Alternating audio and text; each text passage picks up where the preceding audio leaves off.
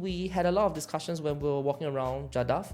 That was where we first met, and we just circled around that cultural center like 25 times. Yes, I believe. I think it's an area that's probably close to your heart. Do you want to, share more from an investor's perspective how that has evolved over the last few months? Jaddaf was actually a sleeping giant. I called it a sleeping giant because many people underestimated it significantly.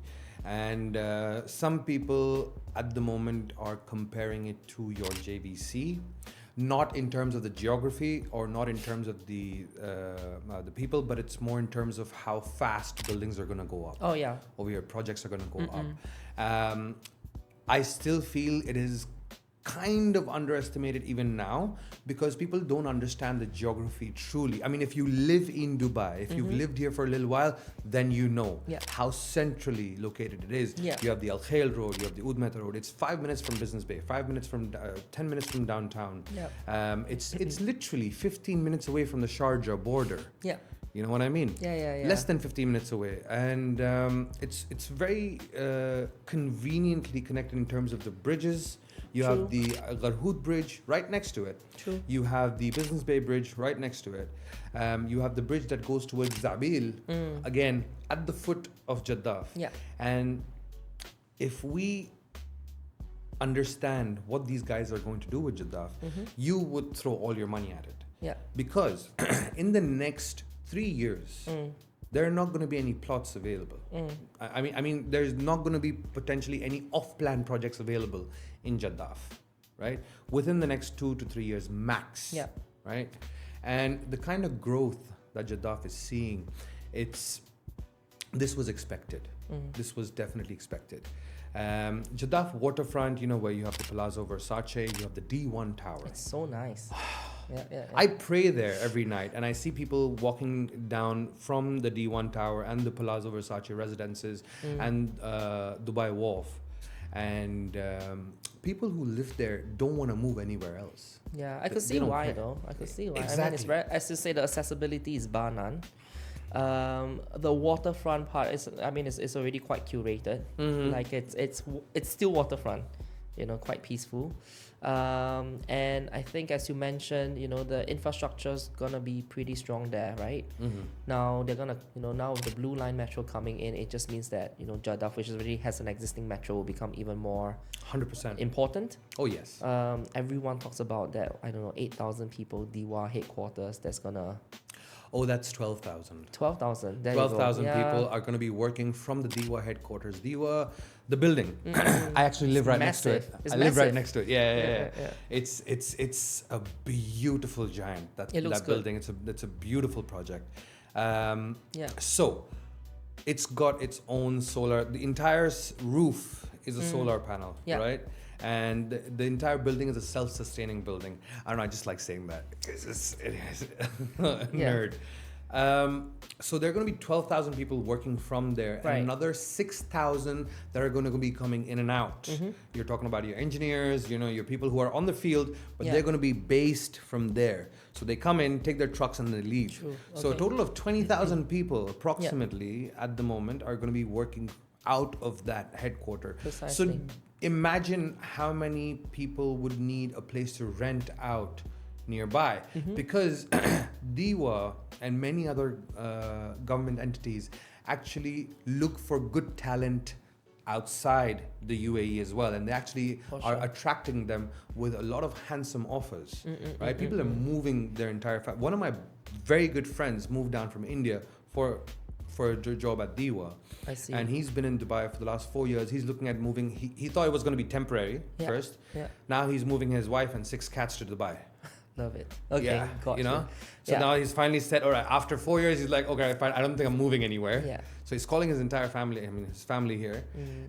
So that's a very attractive draw, right? And then there is this whole discussion about the Etihad Rail having a station at Jaddaf, so another plus point. Yes. So I think there's a lot going for it, where we talk about the confluence of existing buildings, waterfront, DEWA as a magnet of, potential tenants, and now the potential Etihad Rail.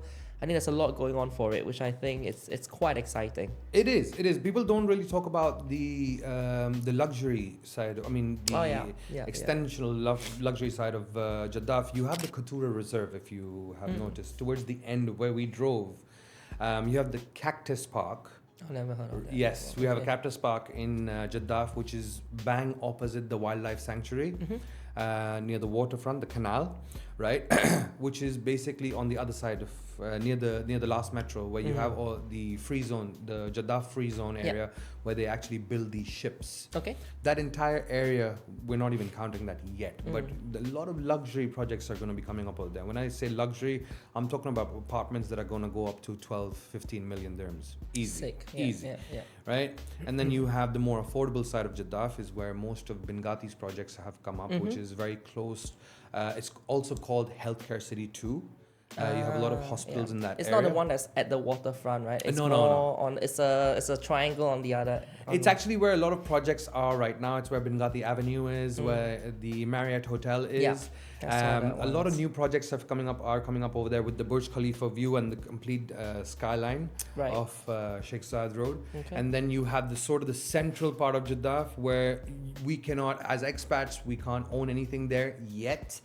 But it has been announced that the owners can convert their properties, the building owners who are locals can convert their properties into freehold through some fees that they need to pay. It's like and Silicon they can start Oasis selling. has the same. Exactly. So maybe one question for you as an investor: is it better to buy off plan in Jaddaf today, wait until it converts into freehold and jump on an opportunity, even though the buildings may be older, or just buy a ready property in that area today because the area will still grow, but you already have the asset in your hand?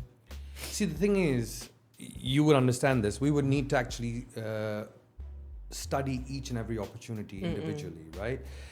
If you are looking at it from, you have your two major perspectives that you look at it. One of them is where you'd want to live in them, right? And then, like for example, I live there right now. If I could buy the apartment that I could buy, I would have bought it immediately. But then again, I know what is the fee structure behind the local owners to convert their buildings into freehold.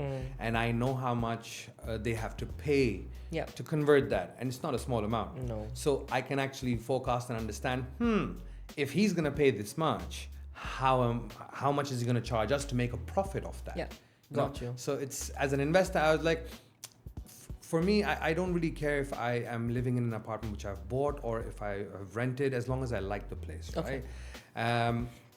But when it comes to a disciplined investor, correct, you want to make sure that if I was a 100% disciplined investor, I would not buy an apartment to live in it. It would be as simple as that, especially in today's market, because you can make a lot more money. But to make money, to get good capital appreciation, off plan, all the way. In Jaddaf, right now, the opportunity, the price you're seeing now, you will not see this price again. You will definitely not see this price again.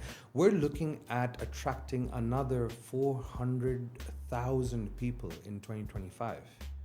400,000, and this I'm being very, very modest about this number. Okay. Last year there was about 250,000. I think it's lower, but okay.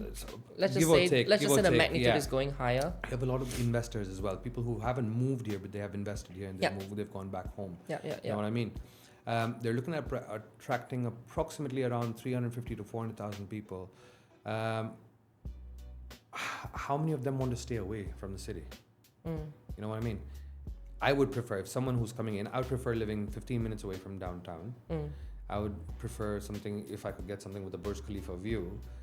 People say it's, Burj Khalifa view. Nah. I have a Burj Khalifa view. I live in Jumeirah Garden City.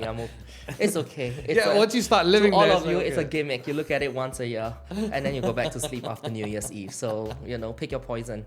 But